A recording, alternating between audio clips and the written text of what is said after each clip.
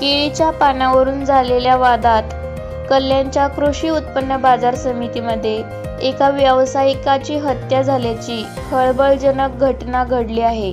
या हल्ल्यात व्यावसायिकाचा मुलगा देखील गंभीर जखमी झाला आहे। बाजारपेठ पोलिसांनी आरोपी चिराग सोनी याला अटक केली आहे।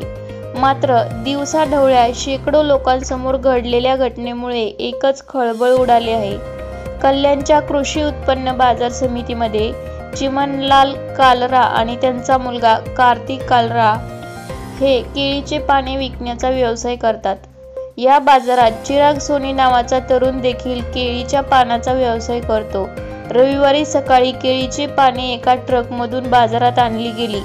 केळीची पाने चिराग सोनी याला पाहिजे होती, मात्र चिमनलाल यांनी केळीची पाने खरेदी केली।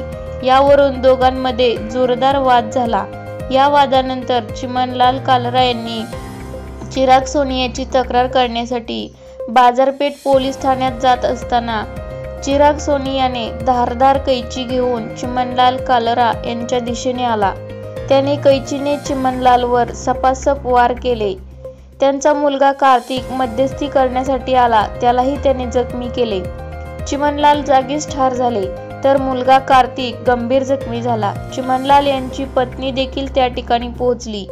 कल्याणच्या बाजारपेठ पोलिसांनी आरोपी चिराग सोनी याला अटक केली असून चिराग सोनीच्या विरोधात याआधीही गुन्हे दाखल आहेत।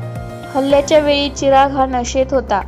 बाजार समितीच्या आवारात नशेचा वापर जोरदार सुरू आहे।